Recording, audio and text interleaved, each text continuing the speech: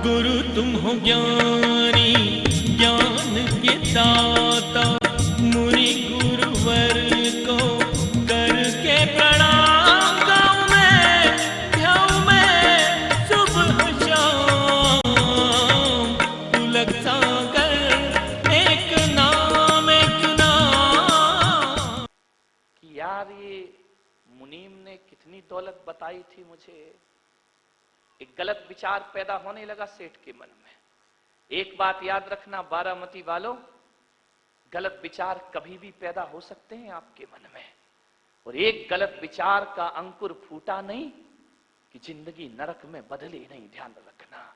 आपसे बड़ी विनम्रता से निवेदन करूंगा कि गलत विचार पैदा हो उससे पहले उसे वहीं मसल देना बड़ी जोरों से, नहीं तो एक गलत विचार तुम्हारी जिंदगी को नरक बनाने में पर्याप्त हुआ करता है। चाहे वो गलत विचार पत्नी के प्रति हो, चाहे वो गलत विचार पति के प्रति हो, चाहे वो गलत विचार सास ससुर के प्रति हो, चाहे वो गलत विचार दोस्तों के प्रति हो, चाहे वो गलत विचार संतों के प्रति हो।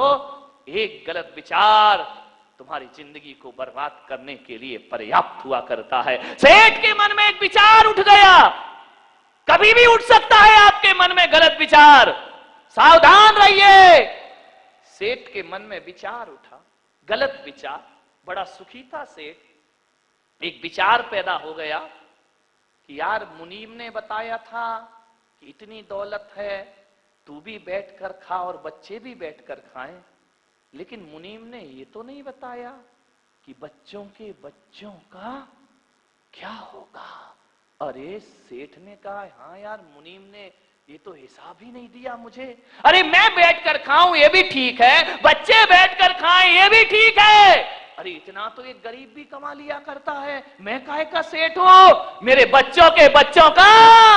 उस रात सेठ को नींद नहीं आए, करवट बदलते रहा। एक समय वह था कि तकिए पर सिर रखता था और गहरी नींद आती थी, और आज एक गलत विचार पैदा हो गया, सारी रात बर्बाद हो गई। मेरे बच्चों के बच्चों का क्या होगा। परेशान हो गया सेठ, मैंने क्या कमाया, 80 साल की उम्र हो गई, अब शरीर जवाब दे रहा है, और मुझ मूर्ख ने बच्चों के लिए कुछ किया ही नहीं। ध्यान रखना, अभी तक सेठ सुखी था, एक अच्छा विचार था तो बड़ा आनंदित था। एक रात में सेठ दुखी हो गया। अरे कितनी चिंता करता है आदमी। माँ बाप होने के नाते अपने बच्चों की चिंता करो, ये तुम्हारा फर्ज हुआ करता है, लेकिन उसके आगे की चिंता करना तुम्हारा कोई फर्ज नहीं हुआ करता है।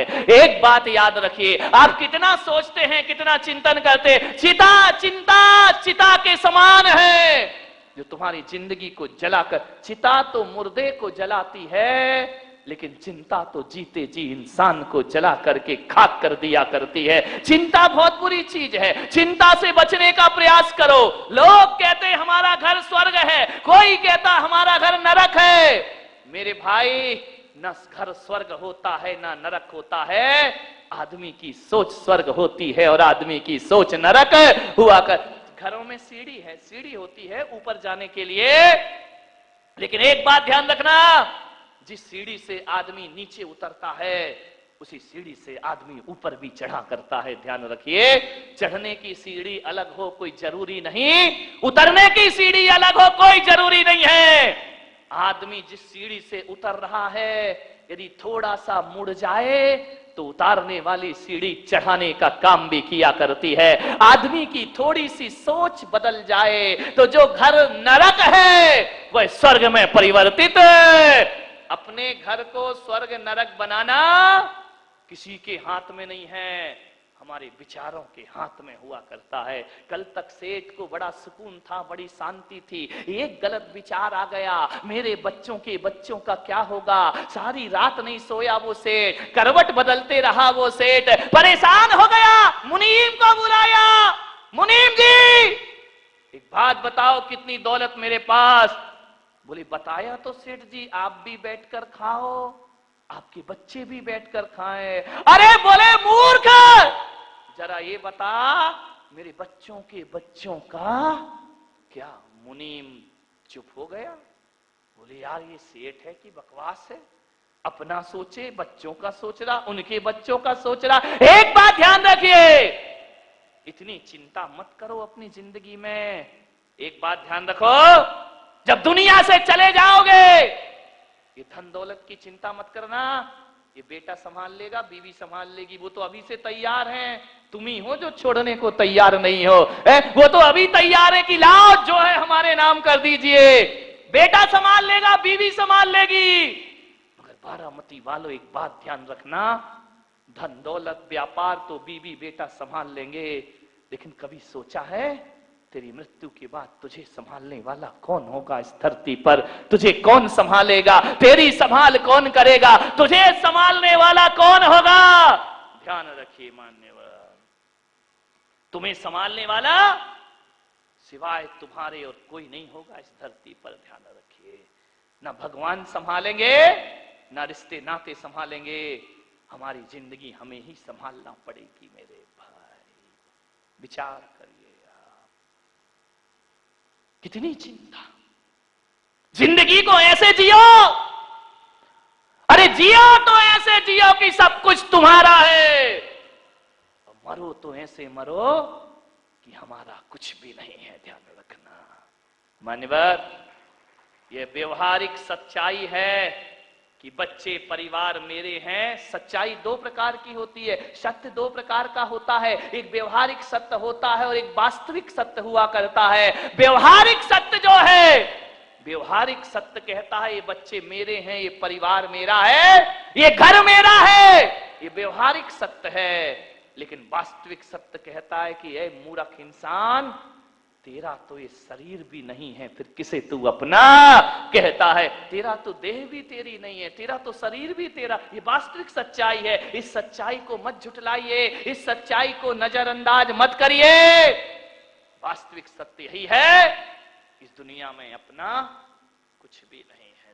ध्यान रखिए, कोई साथ जाने वाला नहीं है, एक चुटकी राख भी नहीं जाएगी। और आदमी सोचता है मेरे बच्चों के बच्चों का क्या?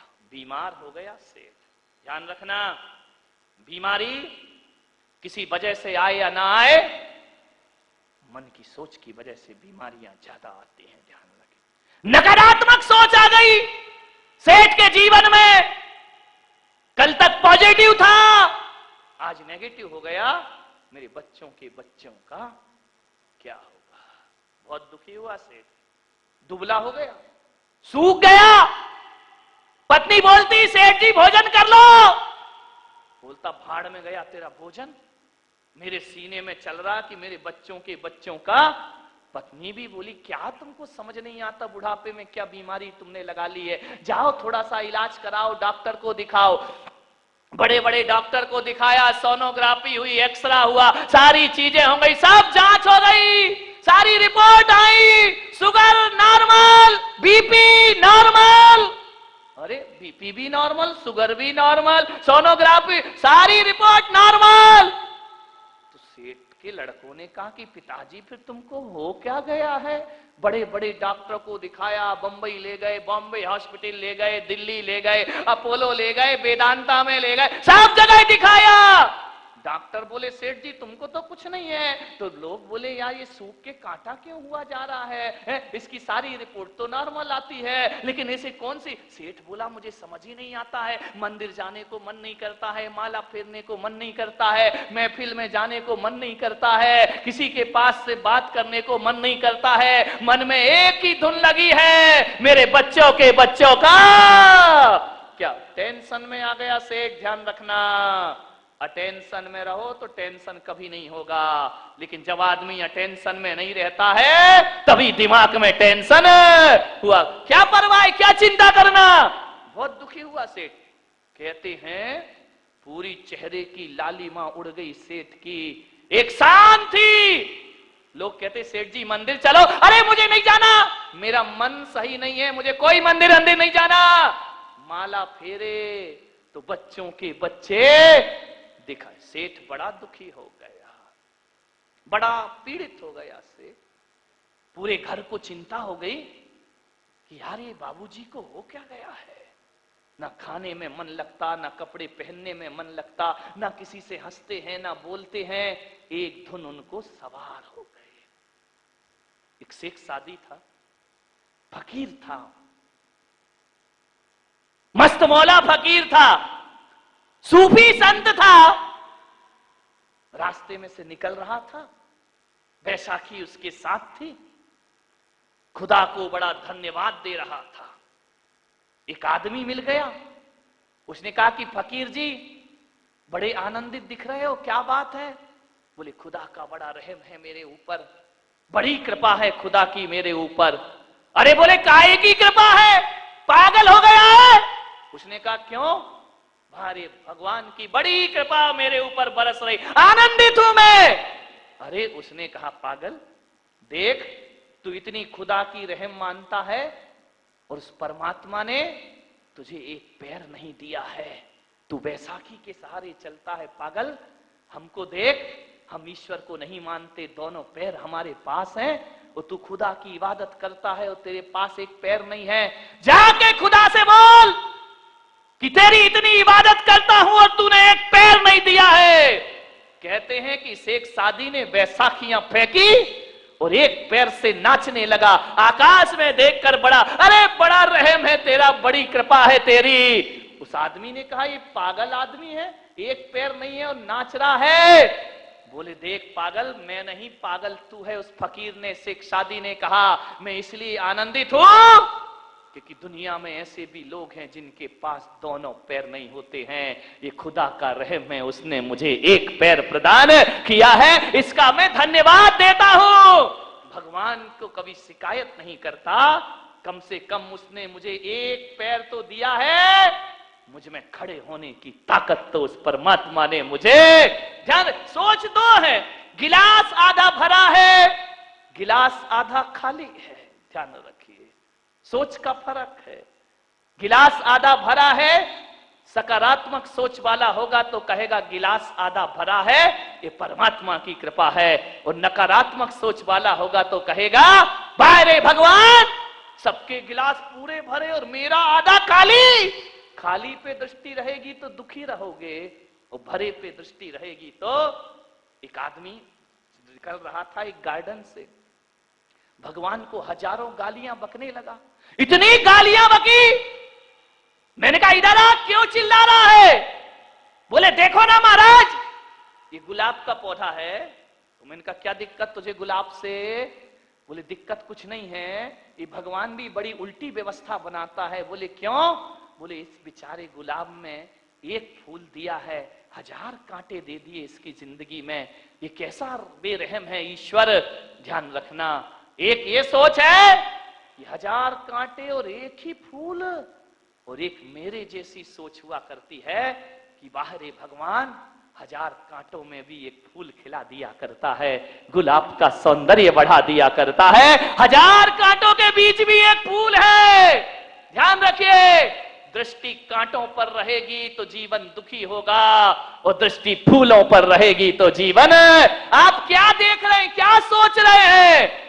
एक बात मुझे याद है, एक नवाब थे लखनऊ के, मस्जिद में गए नमाज पढ़ने, एक अपाहिज बैठा हुआ, अपाहिज व्यक्ति भी था, एक फकीर भी था। उस फकीर ने देखा कि नवाब साहब जुम्मे के जुम्मे तो नमाज पढ़ने आते हैं, रोज तो नमाज पढ़ते नहीं है, मैं 5 बार की नमाज पढ़ता हूं। क्या देखा उस फकीर ने कि नवाब के पैरों की जूतियों में हीरे मोती जड़े हुए हैं, और मुझे भगवान ने फटी जूतियां दी हैं। मैं गरीब हूं, 5 बार नमाज पढ़ता हूं, फटी जूती पहनता हूं, और ये नवाब जुम्मे के जुम्मे आता है, हीरे मोती की जूतियां पहनता है। ये नवाब बग्गी पे सवार होके आता है, और मैं गरीब रहता हूं, 5 बार नमाज। अरे खुदा कुछ तो रहम कर मुझ पर, जो तेरी नमाज पढ़ता। अब मेरा नहीं तो कम से कम अपना तो ध्यान रख कि 5 बार नमाज करने वाले के पास फटी जूतियां हैं और नवाब के पास हीरे मोती की जूतियां हैं। इतना सोच ही रहा था, क्या देखता है वो फकीर कि मस्जिद की सीढ़ियों पर एक आदमी चलते आ रहा है, हाथ के बल चढ़ते आ रहा है नमाज पढ़ने के लिए।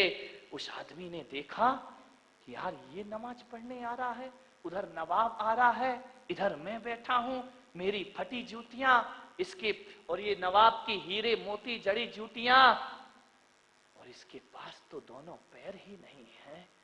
उस आदमी को लगा कि वाह रे खुदा तू बड़ा रहम करता है, क्योंकि ऐसे भी लोग हैं जिनके दोनों पैर नहीं, वो भी तेरे दर पे आते हैं। अरे कम से कम फटी जूती ही सही, तूने मुझे दो पैर तो दिए हैं, मैं तुझे धन्यवाद प्रदान करता हूं। मैं तेरा अहोभाग, दो पैर तो दिए हैं, जूती नहीं मिली कोई बात नहीं, लेकिन इसके पास तो दोनों पैर भी। महिलाओं से मेरा निवेदन है, पड़ोसी का ऊंचा मकान मत देखो, उस पर दृष्टि मत डालो।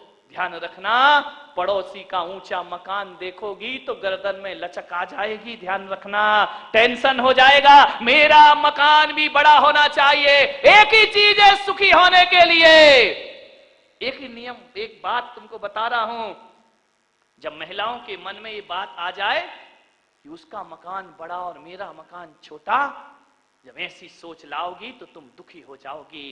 एक बात याद रखना, कभी अपने मकान को देखना और कभी फुटपाथ पर लेटे हुए व्यक्ति को देखना, तुम्हें लगेगा भगवान ने हमें बहुत कुछ प्रदान किया है, इससे ज्यादा हमें किसी और चीज की जरूरत नहीं। फुटपाथ पर जिंदगी गुजरती है, चार दीवार एक छत भी नहीं है, ऐसे लोग इस धरती पर जीते हैं। अपने पास कम से कम एक मकान तो दिया है, धन्यवाद दो भगवान को। 24 घंटे शिकायतों से मत भरिए, धन्यवाद देने की कला सीखिए। मंदिर जाओगे, शिकायत को लेकर जाओगे तो दुखी होकर लौटोगे, और अहो भाग्य लेकर जाओगे तो आनंद का प्रसाद लेकर वापस आओगे। बहुत कुछ तो दिया है परमात्मा। 24 घंटे शिकायत, मेरे पास ये नहीं, मेरे पास वो नहीं, ऐसा नहीं किया, वैसा नहीं किया। जो है उसमें सुखी रहने का प्रयास करिए मेरे भाई। सेठ दुखी था, बहुत दुखी था बेचारा। एक बार उसे कोई व्यक्ति मिल गया, उसका मित्र मिल गया।